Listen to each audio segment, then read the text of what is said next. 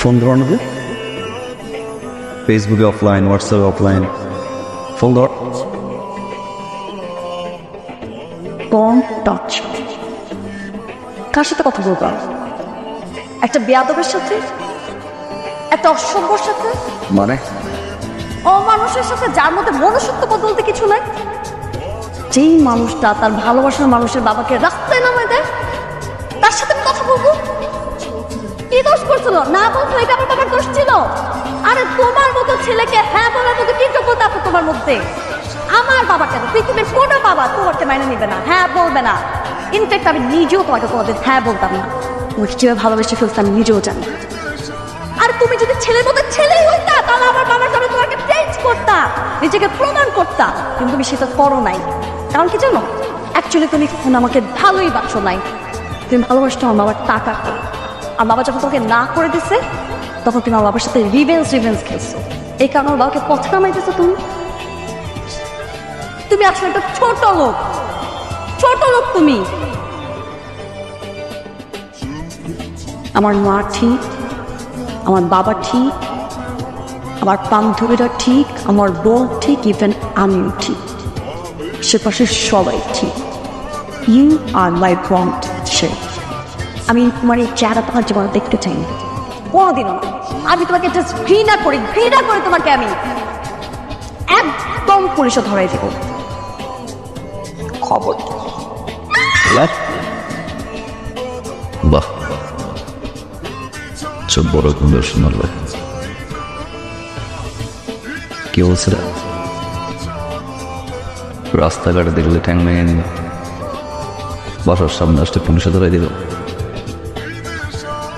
Direct bed দিবে। এখন আসে নাই, ঠিক 12টা থেকে আসছে।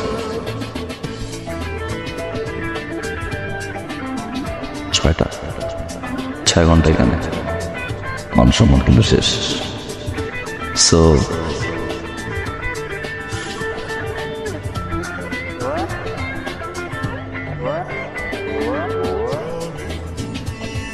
মাশাআল্লাহ, ছোট বোনটা কিউট, বড় বোনটাও ছোট বোন চেয়ে কম না। ভালোবেসে গেছে। ছোট বোনের পিছনে ঘুরবো,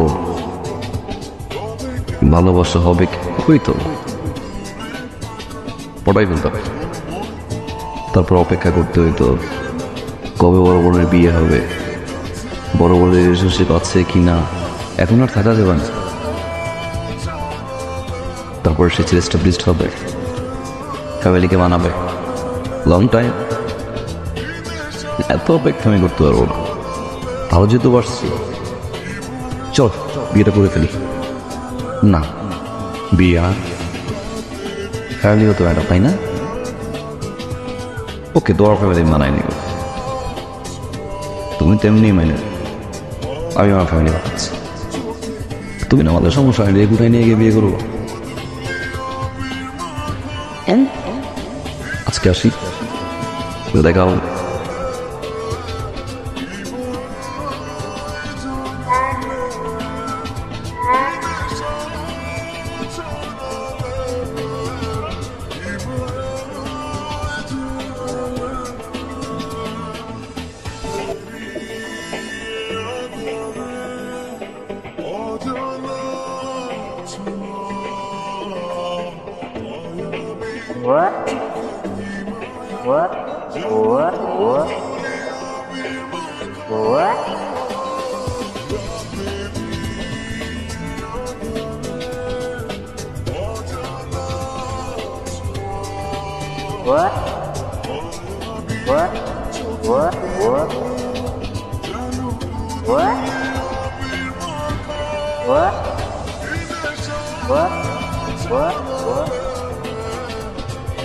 কবুল বলো,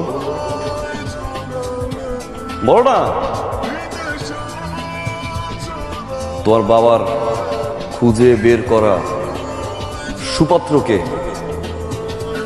কবুল বলো। সরি আঙ্কেল, ডিস্টার্ব করলাম। আপনি তো কোনোভাবে আপনার মেয়ের সাথে আমার বিয়ে দিতে চান না, কেন? আমি তো বেয়াদব, সুপাত্র না। তো আঙ্কেল আপনি ঘুরে ফিরে দিন শেষে আপনার মেয়ের জন্য একজন রেপিস্ট নিয়ে আসছেন।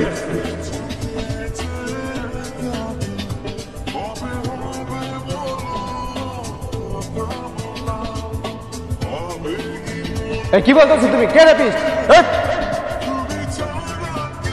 2003 সালে স্কুল পড়ুয়া একটা মেয়েকে 6টা ফ্রেন্ড মিলে ধর্ষণ করে, আর সেই 6 জন জানোয়ারের বাচ্চার ভিতরে এই জানোয়ারের বাচ্চা একজন।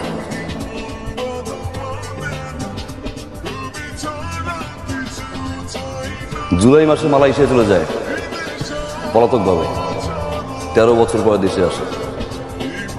দেখেন আপনার সুপাত্রের নিউজটা অনেক কষ্ট করে ম্যানেজ করছি, পত্রিকাটা বল না।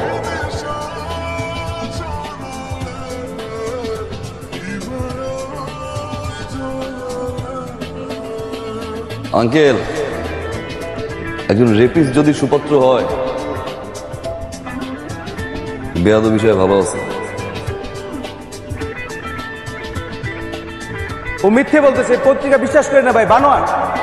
চুপ! তুমি একটা প্রতারক, ফ্যামিলিতে একটা চিটা। এই রেপিস্ট ছেলের সাথে আমি আমার মেয়ের বিয়ে দিব। বেরোন এখান থেকে। ভাইজান একটা কথা শুনেন। চুপ! একটা কথা ভাই, আর একটা কথা বললে পুলিশ ডেকে ঘাড় ধাক্কা দিয়ে এখান থেকে বাইরে। আজকে একটা বিপদের হাত থেকে রক্ষা পেল। তোমার কারণে আমার মধ্যে একটা রিয়েলাইজেশন আসছে। অবৈধ সম্পত্তি অর্জন করে আমার মধ্যে একটা আতঙ্ক, একটা ভয় কাজ করে। কখন কি জানি ঘটে যায়। আমি আমি সারা ঘুমাতে পারতাম না, কিন্তু এখন আমি নিশ্চিন্তে ঘুমাতে না। সেদিন আমি তোমাদের সাথে সত্যি অন্যায় করেছি, তাহলে আজ পদ্মস রেপিস্টার সাথেই তুমি ওর বিয়ে হয়ে যাওয়াটা আটকাতে। তোমাদের বিয়েতে এখন আমার আর কোনো আপত্তি নেই।